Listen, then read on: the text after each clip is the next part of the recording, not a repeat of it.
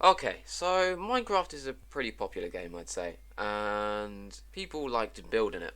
And whether you like to build something big or something small, I'd say I have some pretty good tips to get you started.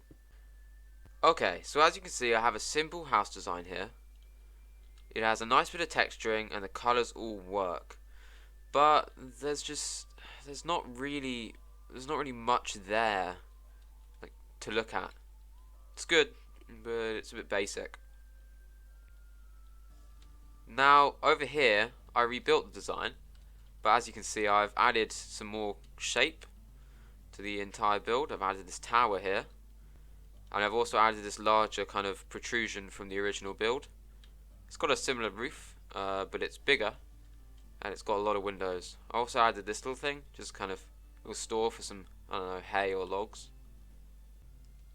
Adding small things to your build like this, oh, I say small, they're quite big, if they make it more interesting to look at, and its silhouette overall just becomes more inviting than this plain build over here that has not really much going on and is more like a background piece than an actual thing to look at. Okay, so the next tip I have is to add a lot more variety to your walls. I already did it over there with the cobblestone and the mossy cobblestone onto the mainly just stone walls. But here I've added a few more blocks. I've got these incredibly expensive but quite good looking lodestones. I've got a bit of coral which has a slightly different colour to the grey, but it works quite well. When coming up with a wall design or blocks that you're going to use on your wall, I'd recommend you use blocks that work well together. These blocks here all look like they're just different variants of brick and can all work quite well. Whereas these blocks all don't really work well together, and I wouldn't recommend putting them in a house. It would just kind of look a bit odd, be a bit confusing, and I don't even know how you'd incorporate them in. Okay, so the final part of the house is to detail the exterior. This is probably one of the most important bits. It's not actually a lot of time on the actual house itself, but on the build up to the house, which kind of sets the mood and the tone for the entire build and really makes it feel alive. Like you can see here, I filled the little wheat store area with some wheat and some different kind of carpets and stuff. And a few pots and stuff I've put out as well around the area to make it feel like someone actually lives and works here, which you don't really have in the other builds, and it just kind of looks a bit empty. I also helped section off the boundaries of where the build actually kind of starts and ends with these little fences. I also showed it pretty well with these shrubs at the back to kind of show that this is unused space and is just overgrown. I also did that over there.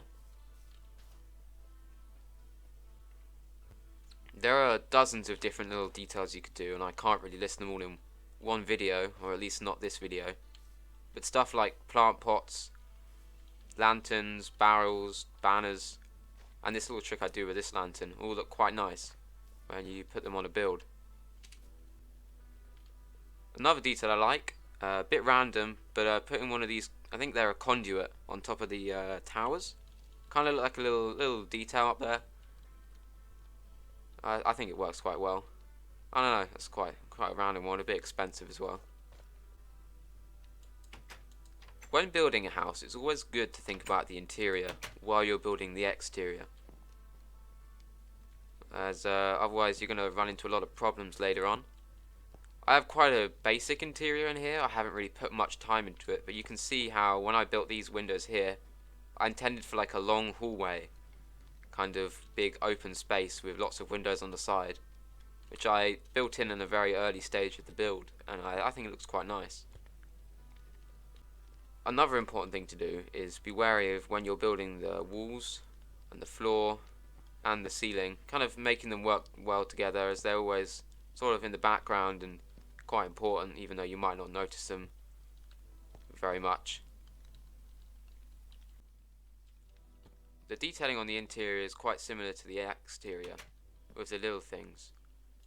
I've added these little hooks here for coat racks, and I've got a little bit of kind of almost a shrine type thing. But apart from that, there isn't really much I can say in this video. It's kind of more optional what you want to have in, whether you're going to go for more of a survival build or a creative thing just to look nice. I'm not really sure what you want. Kind of up to you. Thank you for watching so far. As you might have noticed, this is in fact my first video. If you could subscribe, that would kind of help a lot. And you know, I want to be able to make more videos like this, but I can't do much without any support. And also, you'd probably be one of the first, so you know. Yeah. I want to make more videos in the future. I don't know entirely what I'm going to make, but there'll probably also be build related tips. I might go more in depth with some certain areas for building, or I might do something completely different. This is just a kind of a trial. Thank you for watching. Maybe you'll see me again.